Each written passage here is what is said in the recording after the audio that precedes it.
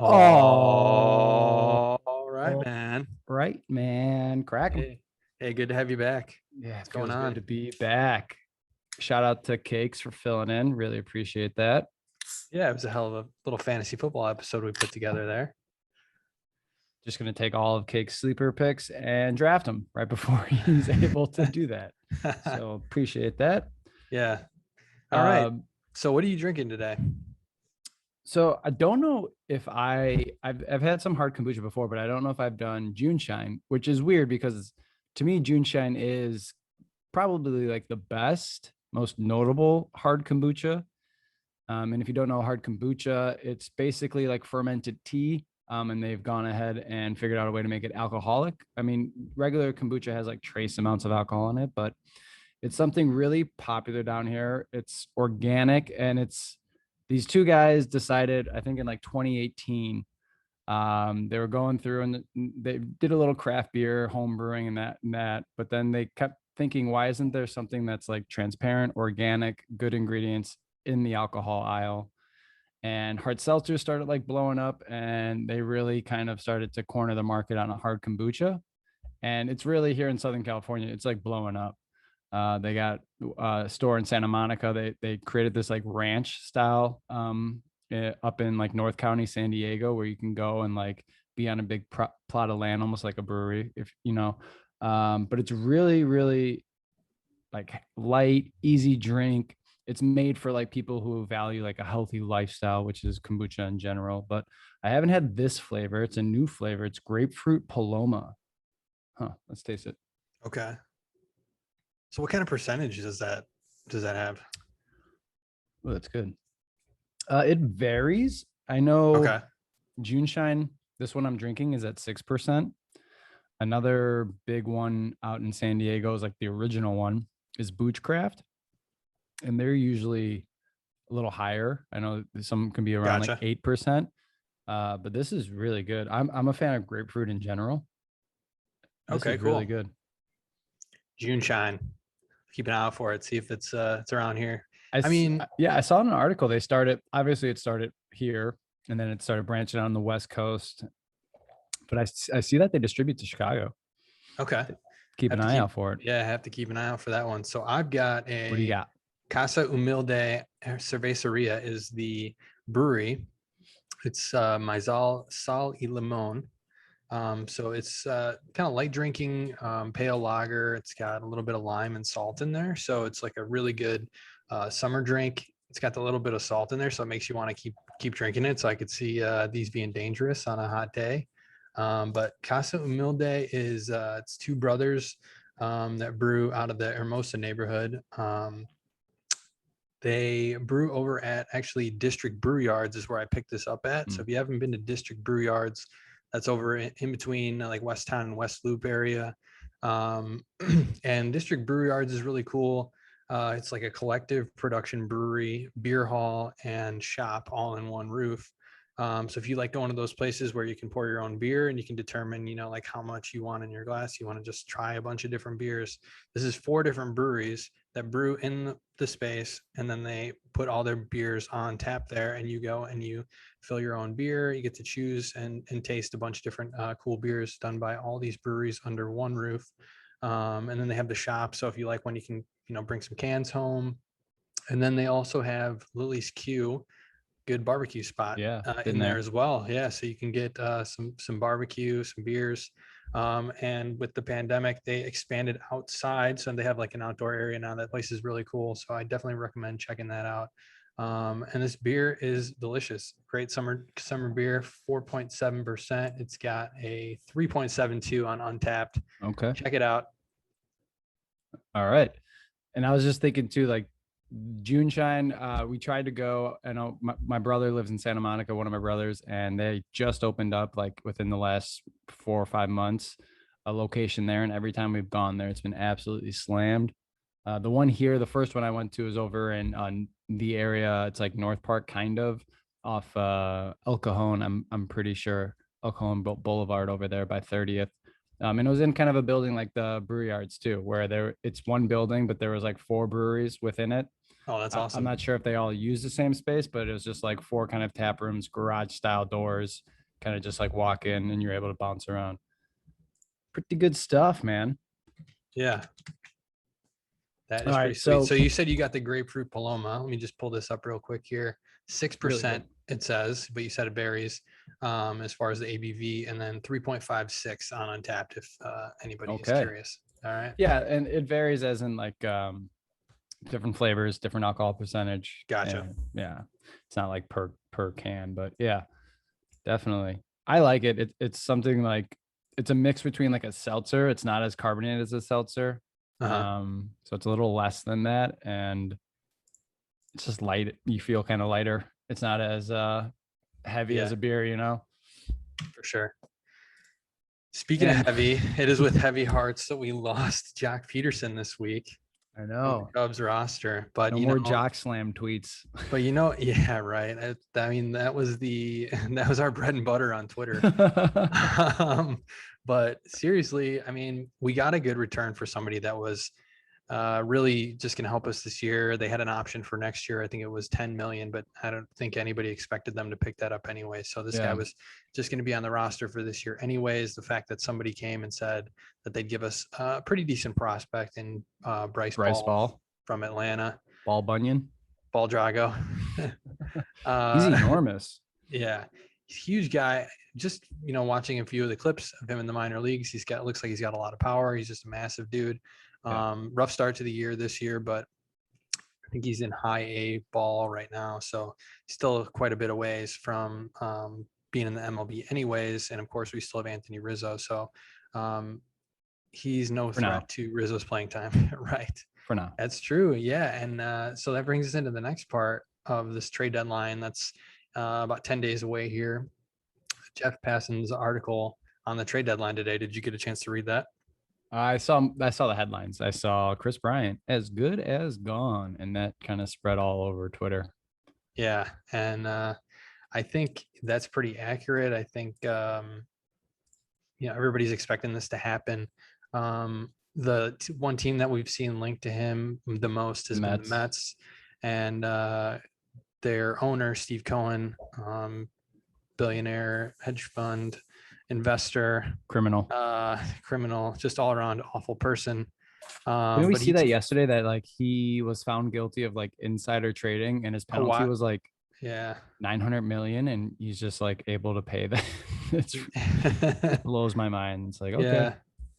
Yeah, he's just living in a different world. But he tweeted out yesterday, let's play GM again, make a trade now and pay a big price, or wait until closer to the deadline and pay a reasonable price, ?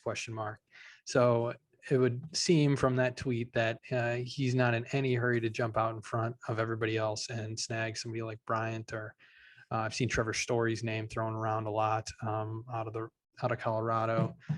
He's not the GM though. He's just the owner, right? He is the owner, yeah. But I mean, I would assume he would give Have his final GM a say little for bit sure, more, but leeway. But yeah, he would probably have final say on who would anything, want to any deal big with the deals. Mets if he's coming out saying that shit? He's obviously like, right? Like that's not fair game at all. He's blatantly saying that we're not looking for a fair deal. We're looking for the best deal. I would not feel great about trading with them. Right. So guy sounds like an ass when he tweets things like that. But Passan's article was interesting because there's a lot of names in there thrown around that I hadn't heard. I mean, we've heard Chris Bryant, Anthony Rizzo. They're saying it's probably not going to happen. I was hearing things where like the potential of Rizzo getting traded would be something where a competitor gets him for the playoff run and then his contract's up. And then like the likelihood would be that the Cubs would then re-sign him, but try to like flip him here, see if you can get just a couple pieces and then send him another contract in the offseason. Cause I really do think, boy, would that be nice. The relationship with him and the Cubs is pretty rock solid. Yeah. Unlike Bryant's. For sure. I agree with that. The thing is, if the reports are true that they offered him kind of that low ball deal at the beginning of the year, maybe he was a little bit sour about that.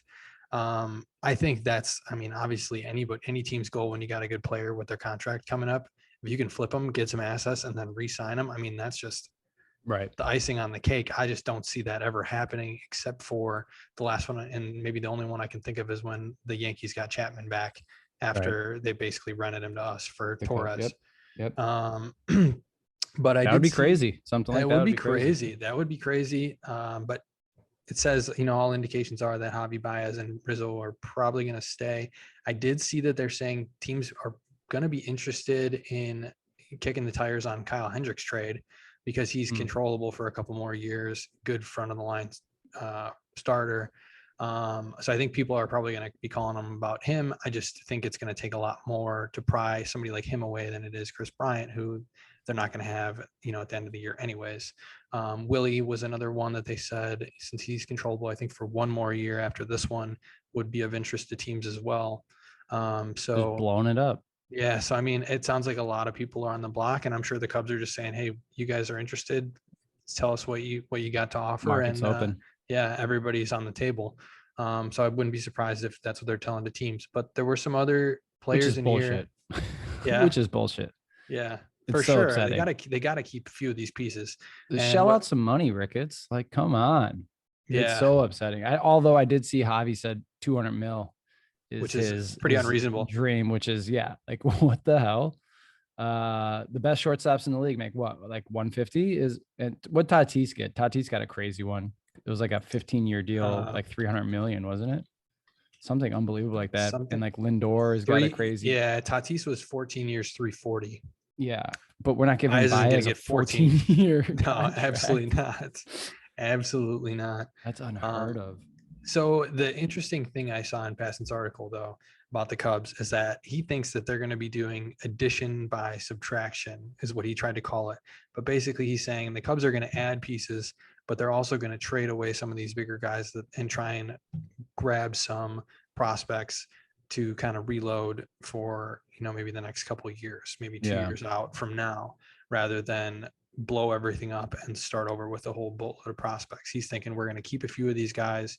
We're going to try and acquire some other, controllable pitching potentially that are MLB ready, and maybe in 2 years be able to go for it again, which would be awesome. I think that would be ideal. I just don't know what this team's going to look like at all Yeah. until after the 30th. I think we'll have a much better idea of what we're going to be in line for the next couple of years with this team. Yeah, they're trying out some names right now where I'm like, well, who? Like Ortega? I'm like, where's this guy coming from?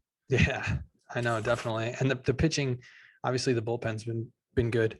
A few of them at least now. Yeah. But Some injuries too. yeah, we have some Tapera has been injuries. on the men.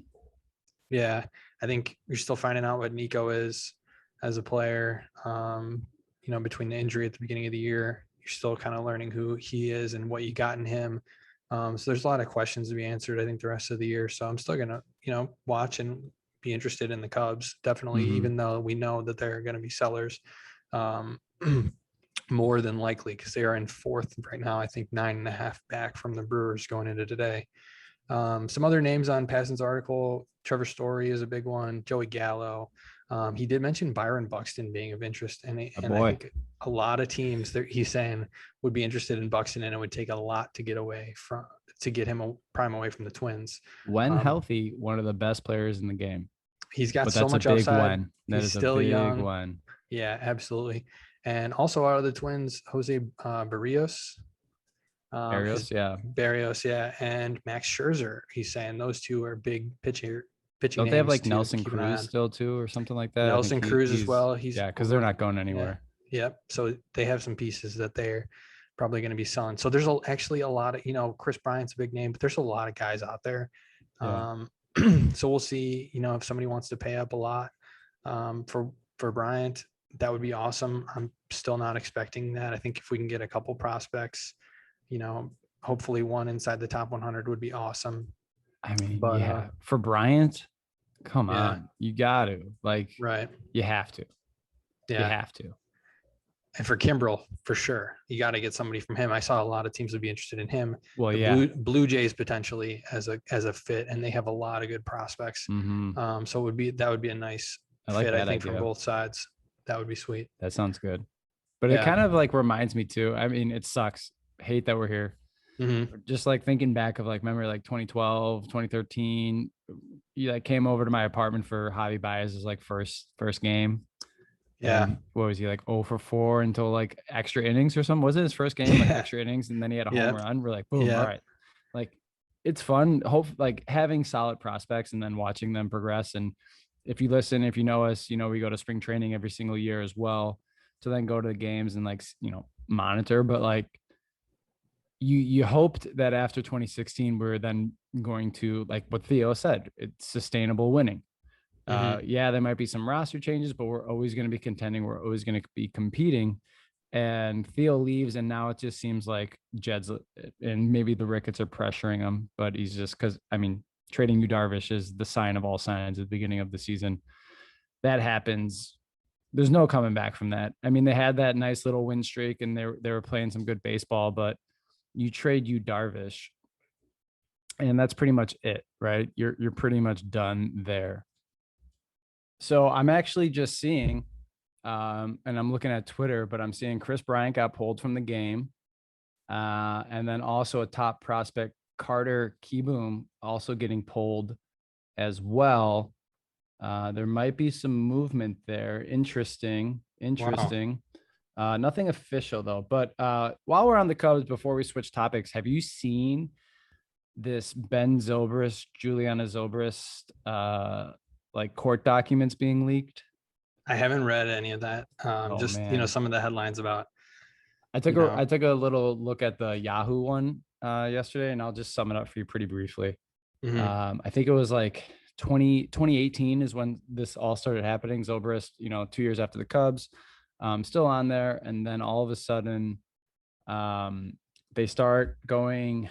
They're like super Christian, right? So they're very religious, and they start going to a counselor, and it turns out that this marriage counselor, this pastor, starts fooling around with Juliana, and they kind of progress, and then like Ben finds out, and Juliana starts like spending crazy amounts of money.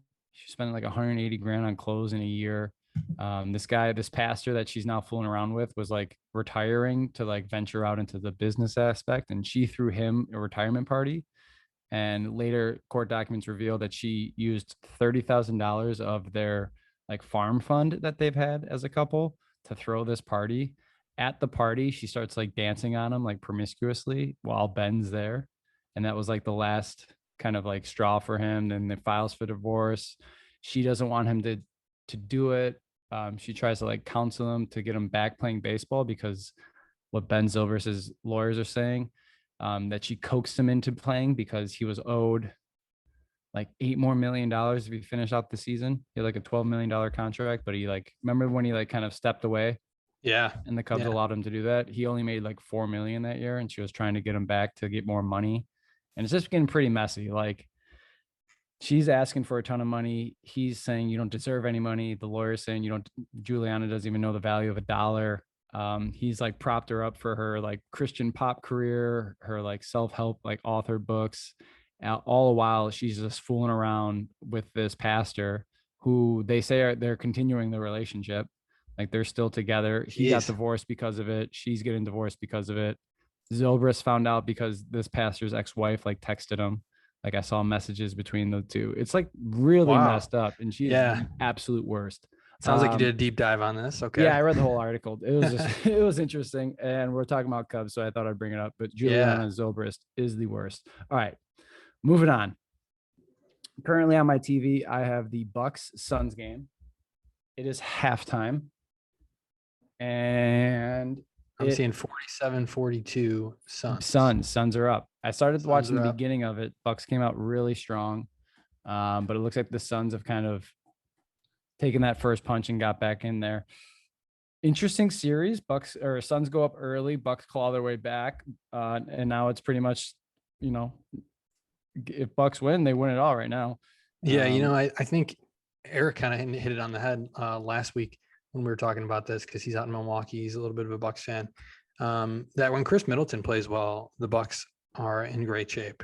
Mm-hmm. He's the X factor. I feel like Giannis is obviously great, but he's going to get his bucket. So if Middleton can put together something, so it looks like right now he's got 9, that's not going to get it done.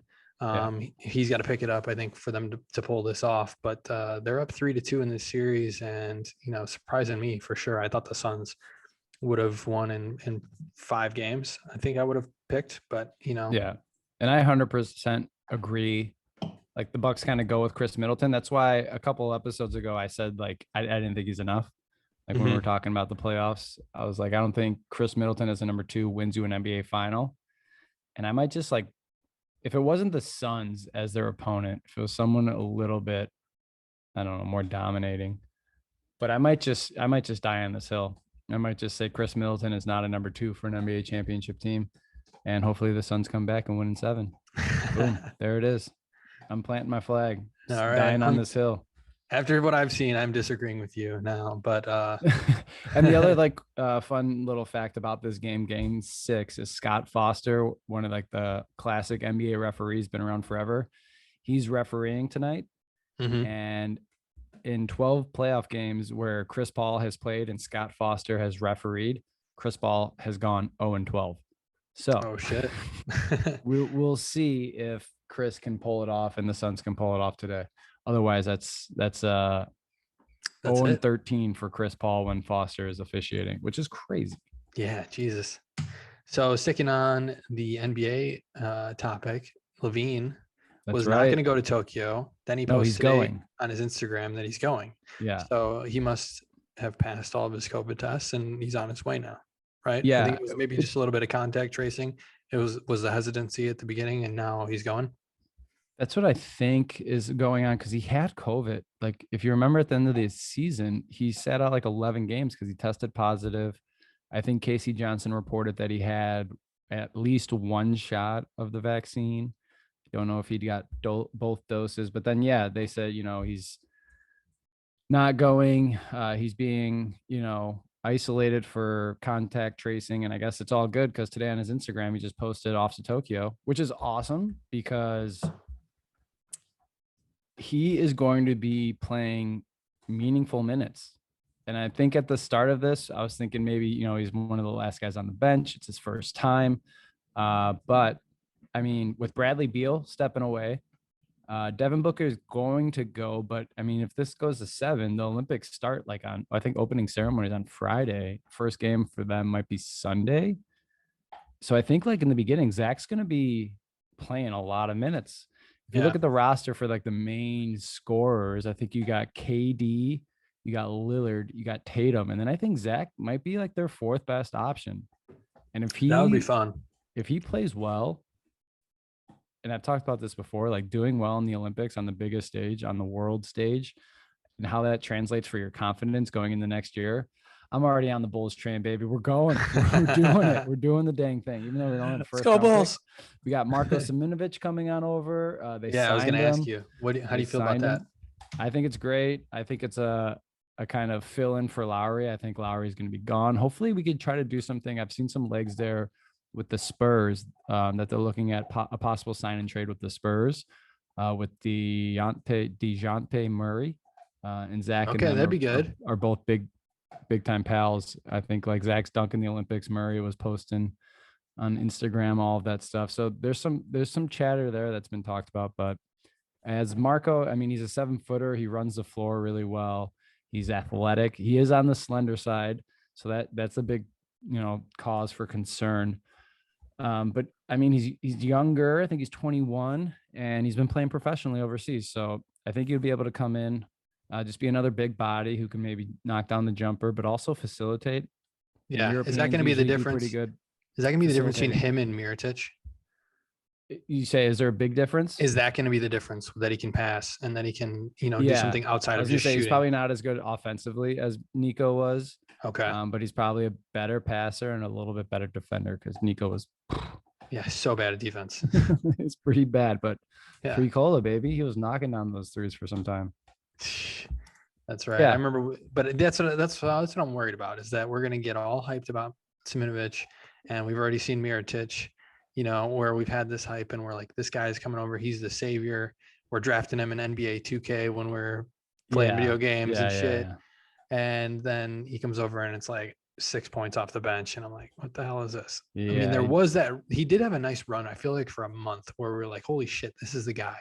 And he then showed nothing flashes for ever sure. happened after that, So I would say if you're a Bulls fan and you hadn't heard of this guy and you remember Mirotic, probably temper your expectations a little bit. That's what I'm trying to do because I would I get temper expectations overall. Yeah, I mean he's a second round drafted stash from overseas.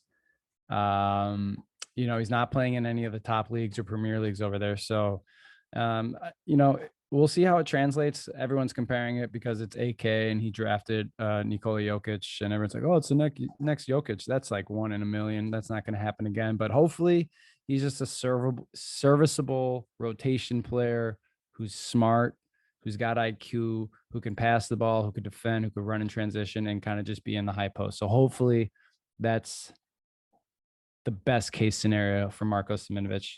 And that was talking Bulls. I can go on forever, but it. the one thing I do want to bring up, Cam Akers tore his Achilles today Yeah, out for the and season. out for the season. Then I'm seeing that news come across. I'm seeing all y'all talking about it on the group me and everything. I'm going, wait a minute. I'm pretty sure I have Darrell Henderson on my roster. Is that his name? Yeah, I think Darrell it's Henderson? Durrell. Darrell. I've heard it both ways. And So, I got him in the but yeah, 17th round. yeah, dead last round. That's that's looking good if you know how keepers work.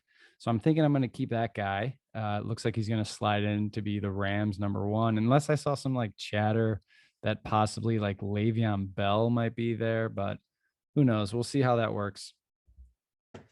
Yeah, so Le'Veon Bell is interesting. I think you can see them bringing him in. He was somebody that it sounded like was pretty upset, didn't get any playing time in Kansas City. Um, had some choice words about Andy Reid in the offseason, even for not playing him enough. But I think he's still got something left in the tank, and they definitely need somebody behind Darrell Henderson. I don't think they've wanted him to shoulder the load. They've consistently had somebody like Malcolm Brown or Cam Akers there with them. He's a quick guy, but I just don't know that he, for over the full season, is going to be able to handle that kind of workload. So they'll definitely bring somebody in.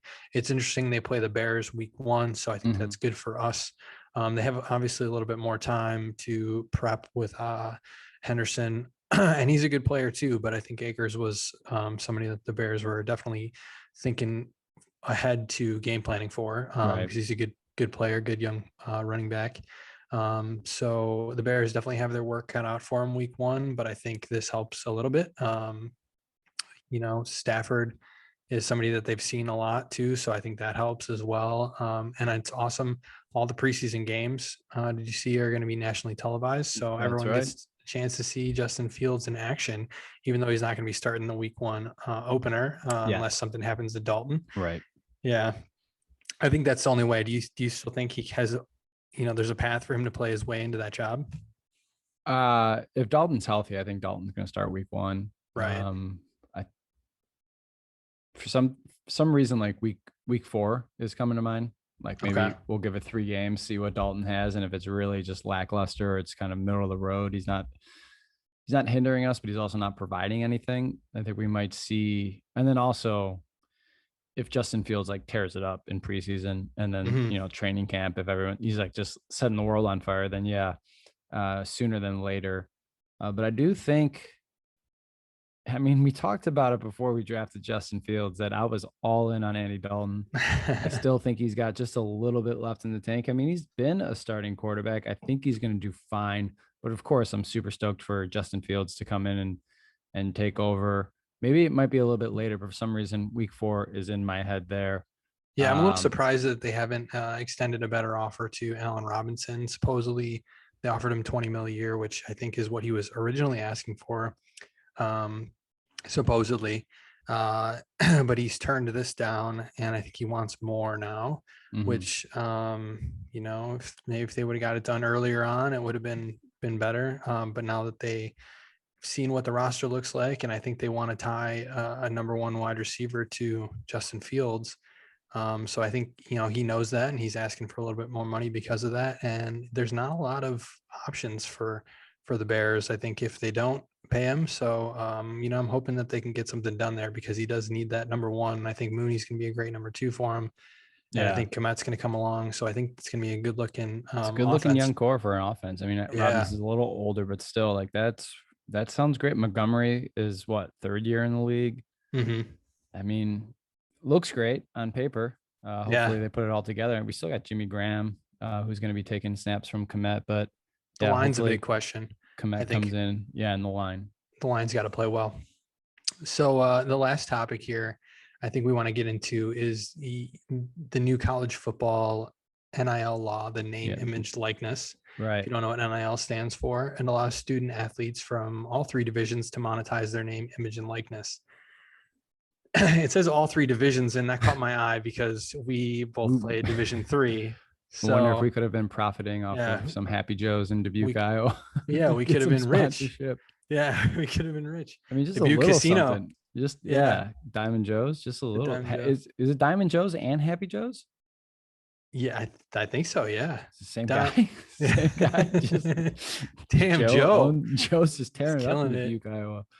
But yeah, Yeah. and I was also thinking before you got into that, Justin Fields. I'm like, man, I wonder how much he would have made at Ohio State. But yeah, so the Right. name, image, likeness, college athletes are now able to profit off of that. And there's a lot of discussion there for like what that entails, what are the kind of consequences of that. And I know that Nick Saban did come out and say his quarterback, Bryce Young, who has yet to play a snap for Alabama, is already, been endorsed for around $1 million. I know the Oklahoma Sooner, I can't think of his name right now, but that quarterback, I think it's his second year. He got a sponsorship from Raising Canes. So it's an interesting thing. My take on it, and then I'll let you give yours, is that I think that this will possibly have student athletes sticking around universities longer because they are able to profit off their name and image and likeness. And possibly for some of those who are college athletes and not necessarily, have the potential to be Great professionals, pros. even though like they go to the pros. I'm thinking of like this year, like Lucas Garza as a basketball player from Iowa. Yeah, he might get drafted in the first round, but I don't think he's going to have like a star-studded like NBA career. But he dominated in college and dominated Iowa, and that guy, if he got endorsed, would have been making bank. And then Wouldn't some of he these wouldn't he have been somebody that stuck around anyways though? probably. So yeah, so then the counter argument is like these one and done guys. So Hmm. like Cade Cunningham right now, he's probably going to be the number one pick from Oklahoma State. If he got paid a ton of money at Oklahoma State, does he stick around? I don't know. Hmm. But that's what I'm thinking. I'm thinking this might, maybe not the top tier guys. Maybe those guys are still going to be the one and done. Or I think we might be looking at, I'm thinking of basketball right now, Hmm. another out of high school. We might have that rule change where they can go pro out of high school if they want to. But I do think this will result in some players sticking around longer.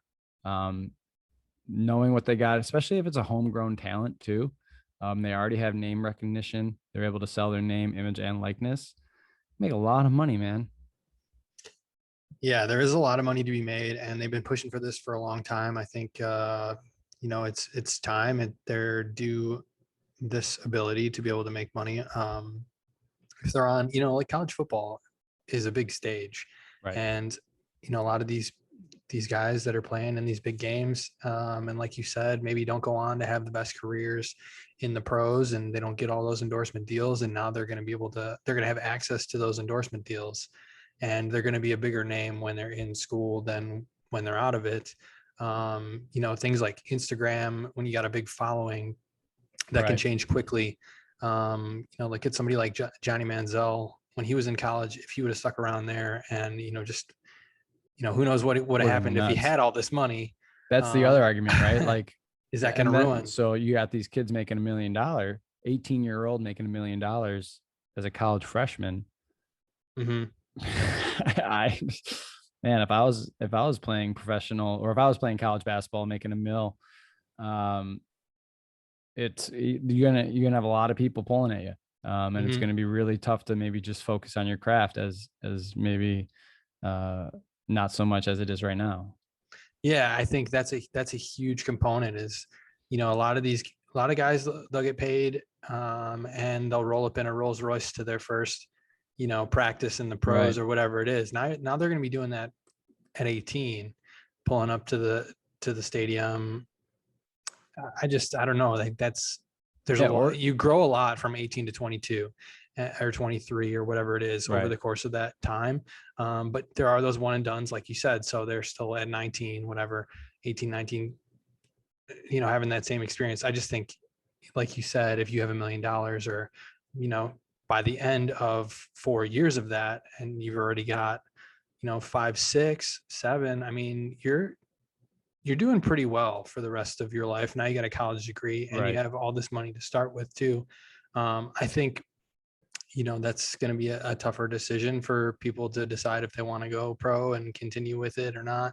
But I think the great ones, the good, really good players are still Good going to ones. continue to go to the pros Yeah. where the most money is Same. to Yep. be made. And, they're not going to, It's going to be change interesting though, much. because I know like the rule in college football, you can't go pro until you're a junior. So this kid making a mill his freshman year, I mean, like some kids are going to be starting to make more money than their coaches. And that's an awkward position to be in. If you are that stud player, you're making more Mhm. bank than your coach, and your coach is like trying to, you know, Trying to discipline you. you Yeah. hope that you got the character and integrity in that player and that kid to follow through and, and be that player that teams want. But it's awful tricky when you're 20 years old and you're making more money than your coach and your coach is trying to tell you what to do. It's going to be Yeah. interesting for sure. That's a It's good definitely point. going to be interesting. Yeah. I think they'll see where it goes. I don't know why, this was the rule before, was that you couldn't make any money off of your likeness. Because they're amateur athletes, and you can't, you weren't allowed to do that, which is ridiculous because Yeah, you I can don't go see the reason. professional in 18 in other realms, or you can go get a job. But Hmm. it's the NCAA basically was taking all the money and all the profit, and they were making all this money off these kids. And then the kids just kept, saying they had enough. They had enough. Like, remember Maurice Claret? That was like one of the first times I remember it when he tried to dodge the rule where you had to play until you're a junior. I think he tried to go out after a sophomore year to get drafted and tried to make money off of that, and it just Hmm. didn't work out. So, I hope Reggie Bush gets his Heisman back. Things like that. I hope they right. fix after all of this and apologize or whatever they need to do to make that right. But another thing that I think that's going to positively impact the NBA specifically is players that like I think LaMelo did this, where you go overseas Mm-hmm. instead of going Mm-hmm. to college because you want to Mm-hmm. make money and you want to play professionally. Well, now you can play at UNC, Duke, wherever you want to play here. You can stay closer to your family and you can make all that money, probably even more so than you would overseas. So I don't know that we're going to see too many players doing that ever again if they're able to do this in A the huge US. recruiting piece now too, because if your school's in LA or East Coast out by New York, like these major Mecca cities, it's a big recruiting pitch saying, if you put on a show, you have this huge audience, and now you could profit off of it. Do the Sucks for rich those get small town schools. Yeah, do the rich just get richer? Are these places looking for Alabama football Mm-hmm. players to be their spokesperson Right. rather than, somebody like Mitch Trubisky over in UNC or a smaller school You like had to that? I bring him mean, I up. You had to bring him up, didn't don't know. you? We wish Yeah. him nothing but the best. Just got married. Congrats. But something to think about going forward with college sports is going to be interesting. Um, but yeah, I mean, we got a couple guests coming up. I know we haven't had an interview in a while, Yeah, but I'm we're gonna have pretty two excited guests for on it. our next two episodes. You want to talk about next week's guest we have? Yeah, so next week we got it's actually my cousin Alex Zarek coming on. He does music videos for local bands. He travels across the country to shoot music videos, shoot behind the scenes. Um, Alex Zarek Design, if you want to look him up. Um, he just does a lot of different really cool creative things. So it's gonna be fun talking to him next week. And then the week after that, Yeah, the week after that, we have one of the co-founders and brewers at California Wild Ales. He is going to come on. Bill DeWitt will be on the show, and we'll talk all things sour ales and California Wild Ales. So I'm excited for that one. yeah, so that's gonna be fun. Um, Appreciate you guys sticking with us here. And this was episode 22, I believe. 22. We didn't say at the 22. beginning. No, we can Oh say well. it then. It's good to see Yep. you again, Dan. Yeah. Good to have you back. Thanks again to Eric for coming on last week and giving us the fantasy football knowledge that he possesses. So I really appreciate that. But that's it. Episode 22 in the books. Thanks a lot. Yep. Thanks for listening. Peace. Peace.